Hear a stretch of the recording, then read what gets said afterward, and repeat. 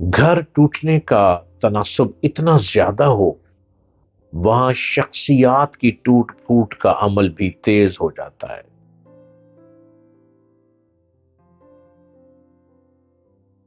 Hello, अस्सलाम वालेकुम। उम्मीद है कि आप खैरियत से होंगे और आप हर रोज मुझको देख रहे होंगे यूट्यूब चैनल पे। डॉक्टर जलील असलम ऑफिशियल बिल्कुल रेगुलरली मैं आपके सामने हर रोज आ रहा हूं। लंदन के कई इलाकों में, Wembley, Southall Green Street, Ilford इन और टुटिंग में कई बार वीकेंड पर तारीखी नारंगी रंग के खुले कपड़े पहने नौजवान, गोरे और गोरियां ढोलक और घंटियों की ताल पर मुख्तलिफ चीजें पढ़ते हुए, गाते हुए गुजरते दिखाई देते हैं। ये आमतौर पर एक ग्रुप की शक्ल में होते हैं।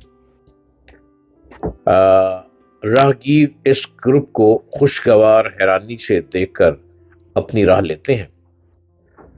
ये लोग अपने सुकून की तलाश में एक रंग पहने, एक कलर पहने, ढोल की थाप पर नाचते गाते अपनी मस्ती में होते हैं। लंदन में सुकून चाहिए, लोग सुकून की तलाश में कुछ ना कुछ ग्रुपिंग करते हैं कि शायद इसमें सुकून मिल जाए। बरतानिया में समाजी जिंदगी की एक अहम खूबी यह है कि यहाँ कोई किसी की जाती जिंदगी में मुदाखलत नहीं करता और ना ही कोई किसी के जाती मामलात की कुरेद में रहता है। यहाँ के लोग अपनी और दूसरों की प्राइवेसी का ख्याल रखते हैं। अंग्रेजों में ये तजस्सुस ना होने के बराबर है कि उनके हमसाए या रिश्तेदार क्या खाते पीते हैं, उनका अकीदा या मजहब क्या है, उनकी आमदनी कितनी है या उनका मिलना जुलना किन लोगों से है।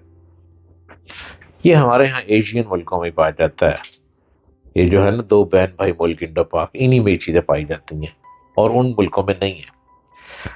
बरतानवी लोगों की अक्सरियत वहां खुजली नहीं करती जहां खारिश ना हो रही हो।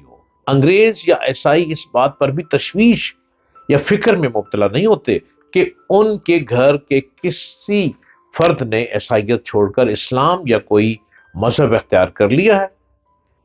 इसी वजह से हर साल बरतानिया और यूरोप में हजारों लोग इस्लाम कबूल कर लेते हैं और उन्हें घर वालों या दोस्तों की तरफ से किसी किस्म की मुखालफत या तनकीद का सामना भी नहीं करना पड़ता। जो लोग इस्लाम कबूल करते हैं वो दूसरों की जिंदगी में मुदाखलत नहीं करते। हम पाकिस्तानियों की अक्सरियत किसी गैर मुस्लिम की मजहबी तब्दीली को एक रूहानी जरूरत के हसूल के जरिए समझती है।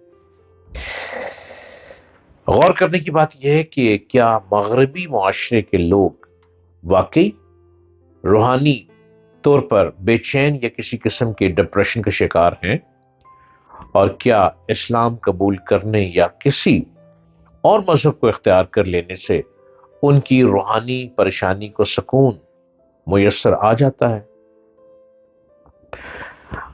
बरतानिया में जो में बालिग लोगों की अक्सरियत अपनी मर्जी और आज़ादी की जिंदगी गुजारने को तरजीह देती है। जो नौजवान हैं, एडल्ट हैं, वो कहते हैं हमें आज़ाद छोड़ दो, हम जो मर्जी करें। और यहाँ के बच्चों को इब्तदा से ही उस शख्सी आज़ादी की तरगीब और तरबियत भी दी जाती है। बरतानवी औरतें और मर्द अपनी इस दवाजी जिंदगी में किसी किस्म के समझौते या कंप्रोमाइज के आदी नहीं होते। अंग्रेजों की एक बड़ी तादाद ऐसी है जो शादी के झंझट में नहीं पड़ती। ये लोग शादी के बगैर पार्टनर के तौर पर एक दूसरे के साथ रहते हैं ताकि जब जरूरत पड़े एक दूसरे से अलहदगी इख्तियार करने पर आसानी रहे। और जो अंग्रेज शादी करके मियां बीवी के तौर पर इकट्ठे जिंदगी गुजारने का अहद करते हैं, उनमें भी तलाक का तनासुब 42% है। जिस मुआशरे में घर टूटने का तनासुब इतना ज्यादा हो, वहां शख्सियात की टूट फूट का अमल भी तेज हो जाता है, जिसकी वजह से तरह तरह के घरेलू मसाइल, नफसियाती मसाइल اور روحانی مسائل جنم لیتے ہیں۔ بہت سے لوگ ایسی بے سکونی سے نجات کے لیے شراب نوشی یا کسی نشے کا سہارا لیتے ہیں، جس کے نتیجے میں مسائل کم ہونے کی بجائے مزید سنگین ہو جاتے ہیں۔ ذرا باتیں میری غور طلب ہے۔ ایسے حالات میں مبتلا ہونے والے والدین کے بچوں کو سوشل سروسز کے حوالے کر دیا جاتا ہے۔ سوشل سروسز ایسے بچوں کو فاسٹر پیرنٹس یعنی پرورش کرنے والے والدین کے سپرد کر دیتی ہے۔ ایسے بچوں کی کسی قسم کی مذہبی رہنمائی نہیں کی جاتی۔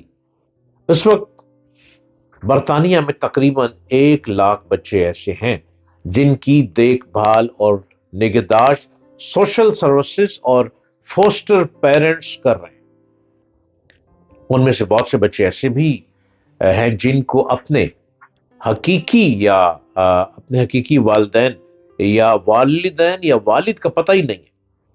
جب یہ بچے بالغ ہوتے ہیں، جو جوان ہوتے ہیں، تو ان کا کوئی دین ایمان نہیں ہوتا اور یہ لوگ زندگی بھر روشنی کی تلاش میں رہتے ہیں۔ برطانیہ کی 6.5 کروڑ آبادی میں تقریباً 37% یعنی 2.25 کروڑ سے زیادہ لوگ ایسے ہیں جو کسی بھی مذہب کے ماننے والے نہیں ہیں۔ انسان ازل سے سکون کی تلاش میں ہے، اس کائنات کے رازوں کو سمجھنے کی جستجو میں ہے، روشنی کے حصول کے لیے محو سفر ہر وقت رہتا ہے، اپنے خدا کی تلاش میں سرگرداں ہے، اپنی روح کی بے قراری اور بے چینی کے بھید جاننے کے لیے بھٹک رہا ہے۔ مذہب اور روحانیت کیا دو الگ الگ معاملات ہیں؟ تصوف کیا ہے؟ صوفیزم کسے کہتے ہیں؟ کئی سالوں سے برطانیہ اور مغرب میں روحانیت اور صوفیزم کا چورن بک رہا ہے اور روز بروز اس کی فروخت میں اضافہ ہی ہوتا چلا جا رہا ہے۔ منزل کی تلاش میں بھٹکنے والے مسافروں کو کبھی کوئی کسی آشرم یا مندر کی طرف لے جانے کی کوشش کرتا ہے۔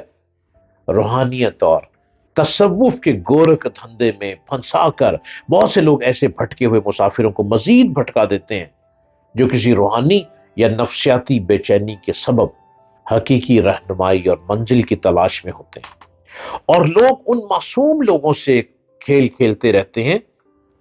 منزل کسی کو نہیں ملتی، لیکن انسان پھر آخر بھٹکتا ہی رہتا ہے۔ اگر اپنے آپ کو سمجھ لیں، اپنے آپ میں کھو جائیں، اپنے آپ میں ڈوب جائیں، is that where the term nice guys finish last comes from? We should learn that you catch more flies with honey and in a word that starts against the handicapped. Sweet talk is a means to survival. People with physical disabilities are generally nice, simply because the word has not been handed to them on a silver platter. اپنے ہی من میں ڈوب کر پالے سراغ زندگی، تو اگر میرا نہیں بنتا نہ بن، اپنا تو بن۔